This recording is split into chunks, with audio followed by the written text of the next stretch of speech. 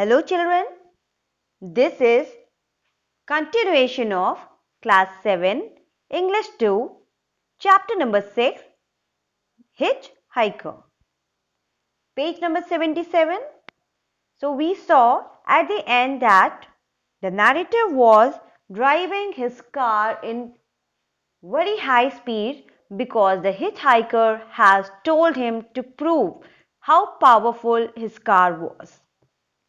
The policeman comes there and asks them to stop the car. We start from here.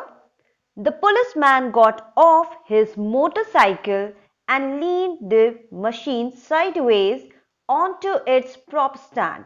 Then he took off his gloves and placed them on the seat. He was in no hurry now. He had us where he wanted us and he knew it. Like an executioner approaching his victim, the policeman came strolling slowly towards us. He was a big man with a belly. His goggles were pulled up onto the helmet, showing a smoldering white face with red cheeks. We sat there like guilty schoolboys waiting for him to arrive. The policeman came round to my open window and placed one mitty hand on the sill. "What's the hurry?" he asked. "No hurry, officer," I answered. "In that case," he said, "you have got yourself into a nasty mess, haven't you? Do you know what the speed limit is in this country?" 70, I said. "And do you mind telling me exactly what speed you were doing just now?" I didn't say anything. When he spoke next, he raised his voice so loud that I jumped. 120 miles per hour, he barked. "That's 50 miles an hour over the limit." Then he stared hard at my passenger. "And who are you?" he asked sharply. "He's a hitchhiker," I said. "I'm giving him a lift." "I didn't ask you," he said. "I asked him." "Have I done something wrong?" my passenger asked. His voice was as soft and oily as hair cream. "That's more than likely," the policeman answered. "Anyway, you are a witness. I'll deal with you in a minute. Driving license?" he snapped, holding out his hand. I gave him my driving license. He unbuttoned the left-hand breast pocket of his tunic and brought out the dreaded book of tickets. Carefully, he copied the name and address from my license. Then he gave it back to me. He strolled round to the front of the car and read the number from the number plate and wrote that down as well. He filled in the date, the time, and the detail of my offense. Then he tore out the copy of the ticket. Finally, he replaced the book in his tunic pocket and fastened the button. When a policeman has signaled narrator to stop his car, they stopped and they sided their car. The policeman came in front, and the way he was arriving toward them was very slow. The man was with a big belly. His goggles were pulled up onto the helmet, and his face was white in color with red cheeks. The face was smoldering, means it was very angry. He was angry because of the narrator. On the other hand, narrator and the hitchhiker both were sitting in the car like guilty schoolboys. Like small children, when they commit some mistake, they just stop and wait for the teacher to come and punish them. The policeman came to them. He put his thick hand on the sill of his car and asked the narrator, "Why are you in so hurry?" The narrator answers that no, we don't have any hurry. Then the policeman said, "Oh, it means that." The narrator was caught in a nasty mess, means in a bad situation. Then the policeman asked him, "What is the speed limit in that area?" He answered it was 70. And the policeman asked what was the speed the narrator riding his car in. He could not answer because narrator was riding his car in a very high speed. The policeman answered himself so loudly that the narrator jumped out of his seat and he shouted at the narrator that 120 miles per hour. This is 50 miles an hour over the limit of that country. The policeman told the narrator that riding car in such a high speed is a punishable offense. Hence, he asked him for his driving license, his name, address, everything. And he noted all of these things in his dreaded book of tickets. Means he had a notebook where he used to write about all the criminals who break the traffic or the rules of traffic. "Now you," he said to my passenger, and he walked round to the other side of the car. "Name?" he snapped. "Michael Fish," my passenger said. "Address?" 14 Windsor Lane, Luton. "Show me something to prove this is your real name and address," the policeman said. My passenger fished in his pockets and came out with a driving license of his own. The policeman checked the name and address and handed it back to him. "What's your job?" he asked sharply. "I am an out carrier." "And what's a hod carrier, may I ask?"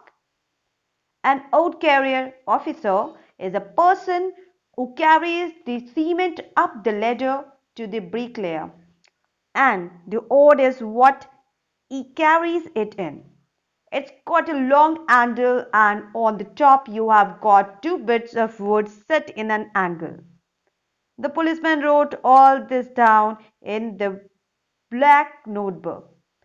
Then he returned the book into its pocket and did up the button. "You won't be driving this fancy car of yours again for a very long time. Not after we are finished with you. I hope they'll lock you up for a spell into the bargain." "You mean prison?" I asked, alarmed. "Absolutely," he said, "in the clink, along with all the criminals who break the law, and a hefty fine into the bargain." He returned away and walked over to his motorcycle. Then he kicked and started and rode off up the road out of sight. "Phew," I gasped. "That's done it." "We was caught," my passenger said. "We was caught good and proper." "I was caught, you mean?" "That's right," he said. "What are you going to do now, Governor?" After asking about the narrator, the policeman went to the passenger and he asked about him. He told that his name was Michael Fish and he gave his address too. Then he showed his driving license to prove his name and address.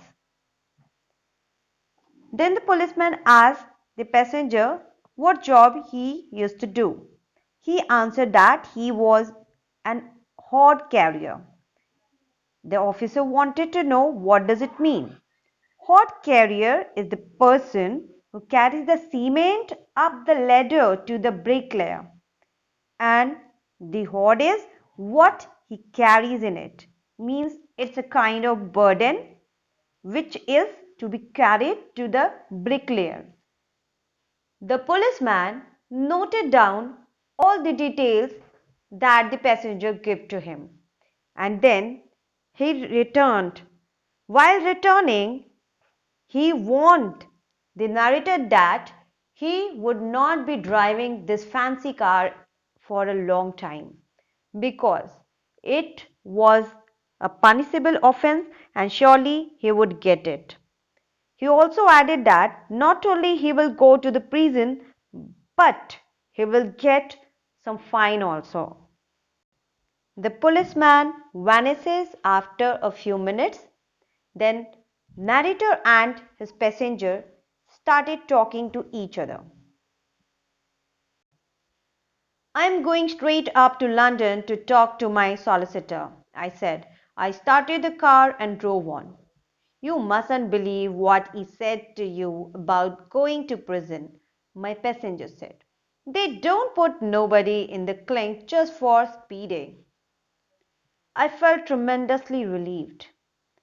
"By the way," I said, "you told him you were an unemployed hod carrier, but you told me you were in a highly skilled trade." "So I am," he said, "but it don't pay to tell everything to a copper." Here copper means the policeman. "So what do you do?" I asked him. "Ah," he said slyly, "I am in a very peculiar trade. I am in a queerest trade of them all." I waited for him to go on. He sat back and smiled. "I have got fantastic fingers," he said, holding up both his hands. I glanced at his fingers. They were so beautifully shaped, so slim and long and elegant. They did not seem to belong to the rest of him at all. They looked more like the fingers of a brain surgeon or a watchmaker. While the conversation, the narrator told the passenger that he was thinking to go directly to his advocate and talk to him about the offense that by mistake he has committed. The passenger told him not to worry. The police was just warning him and he will not put him in the prison for just a small mistake. Listening to his words, the narrator found himself in a relieved state. Then he asked the passenger that what he actually do. The passenger told him that he was proud of his fingers. He was in a peculiar trade. He was very proud of himself, saying that he was doing some different kind of business, something special. And what was it? The narrator wanted to know. So he did not interfere in it. The passenger continues and says that look at my fingers. They are fantastic. The narrator actually gave a glance to his fingers and he saw that his fingers were very beautifully shaped. They were slim, long, and elegant.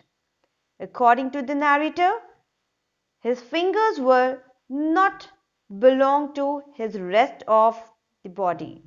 He thought that his fingers were like fingers of a brain surgeon or a watchmaker. What happens after it? We will see in the third part. Thank you.